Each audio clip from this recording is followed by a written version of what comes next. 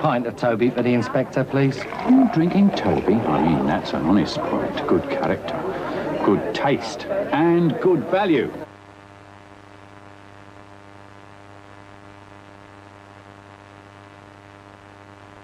We are interrupting programs to give you a government message.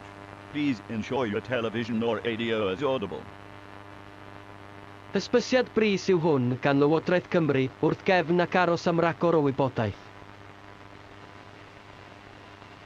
Heddiw am 6 awr 12 munud am darganfu Llywodraeth Cymru awyren Sofietaidd yn cylchu o amgylch Dinbych y Pysgod, De Cymru, ac o hyn ymlaen mae mwy o awyrennau Sofietaidd yn cylchu o amgylch y lleoedd canlynol, Bae Colwyn, Pen y Bont ar Ogwr, Doc Penfro, a Fort Talbot. Os ydych yn byw ger y lleoedd hyn, rwy'n eich cynghori i chwilio am gysgod. Bydd mwy o ddiweddariadau yn dilyn yn fuan.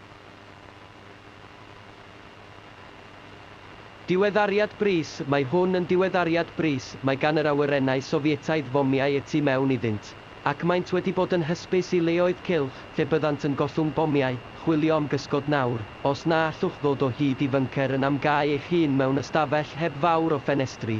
Os ydych yn fan cyhoeddus, bydd yr heddlu, tân ac ambiwlans yn eich arwain at fwnci. Byddwn yn chwarae ein hanthem genedlaethol wrth i'r argyfwng hwn ddatblygu.